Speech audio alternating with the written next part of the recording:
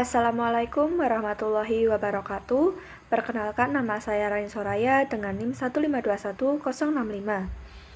Di video ini saya akan membahas tentang jarimah hudud, kisos, dan diyat.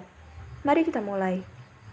Arti hudud yaitu jamak dari had yang dapat diruntut dari dua aspek, yaitu dari segi etimologi, kebahasaan, dan dari segi terminologi, yaitu definisi. Secara etimologi, hudud adalah kata jamak yang berasal dari bahasa Arab, yaitu had, yang mempunyai banyak arti juga. Di antaranya, sesuatu batasan, sesuatu yang telah ditentukan, hukuman, larangan. Sedangkan arti hudud secara terminologis yaitu hukuman yang telah ditentukan sebagai hak Allah Subhanahu wa taala, di mana hukuman tersebut telah dibatasi, ditentukan, tidak dapat digugurkan baik oleh individu maupun kelompok. Berdasarkan pengertian hudud di atas, dipahami bahwa hak hudud merupakan ketentuan hukumnya. Batasannya tercantum dalam nas, Al-Quran, dan hadis.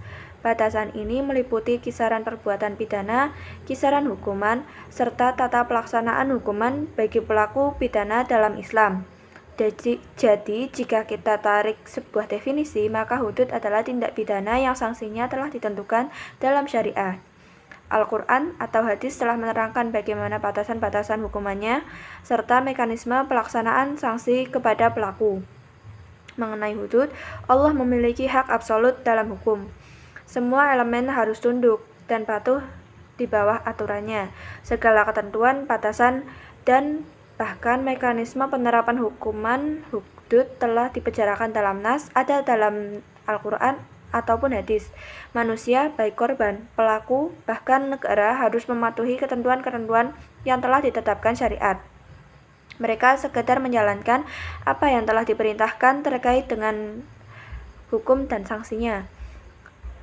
Lalu selanjutnya adalah macam-macam hudud. Dalam Islam sendiri dapat dihitung dengan jari, jumlahnya tidak banyak, hanya sekitar 7 saja. 1. Jarimah zina. Asusila.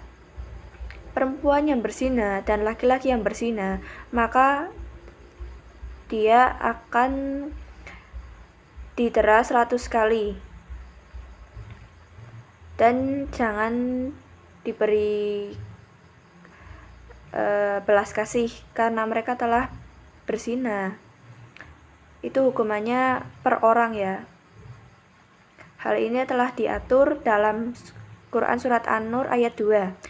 Lalu selanjutnya jarimah ghazaf, menuduh zina, menuduh wanita yang baik-baik berbuat zina dan mereka tidak mendatangkan 4 orang saksi, maka deralah yang menuduh itu 80 kali dera dan jangan terima kesaksian yang mereka buat selama-lamanya, dan mereka itulah orang-orang yang fasik.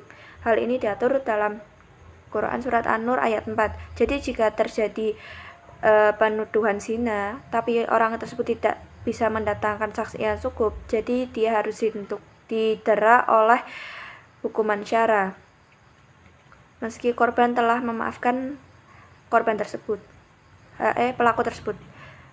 Lalu hukuman pencuri itu memotong tangannya itu bisa baik dari jari sini maupun lengan ya. Minum arak. Nabi menderas sebanyak 40 kali, sedangkan Umar itu menderas sebanyak 80 kali. Lalu jarimah perampokan. Bisa dibunuh, dibuang dari negerinya maupun dipotong tangan dan kakinya. Hal ini diatur dalam Quran surat Al-Maidah ayat 33 kalau tidak salah. Lalu pemberontakan adalah pemotongan leher alias pemenggalan. Lalu murtad, barang siapa yang mengganti agamanya maka ia harus dibunuh. Kisos dalam Islam berarti pembalasan yang sama, yaitu hukuman yang setimpal yang dicantumkan kepada pelaku pembunuhan yang melukai anggota badan orang lain. Jika pelaku membunuh, maka ia dibunuh menurut hukum. Jika pelaku melukai korban, maka ia juga harus dilukai sesuai dengan penderitaan yang dialami oleh korban. Dalam kisos, hak korban, keluarga korban hak korban dan keluarga korban lebih dominan. Jadi jika mereka bertindak untuk memaafkan, maka sila pelaku dalam negara juga harus mengikuti anggota keputusan keluarganya. Kisos juga bukan merupakan hak Allah, melainkan hak manusia. Maka dari itu, kisos tidak berlaku jika keluarga korban memaafkan. Meski demikian, pelaku tetap dikenakan ganti rugi atau sanksi, yaitu diat, sebagai ganti rugi pada keluarga korban. Macam-macam kisos ada dua, yaitu kisos jiwa yang diterapkan dalam kasus pembunuhan. Kisos badan diterapkan pada pelaku yang melukai raga korban. Arti diat yaitu ganti rugi yang diberikan kepada pelaku terhadap korban atas kejahatan pembunuhan dan kejahatan lainnya yang mewajibkan diat. Diat berbeda dengan arsi. Diat ditunaikan atas kejahatan pembunuhan, sedangkan arsi ditunaikan atas kejahatan melukai badan korban. Dalil tentang diat adalah surat An-Nisa ayat 92. Begitu, mohon maaf bila ada kurang-kurang dan salah kata.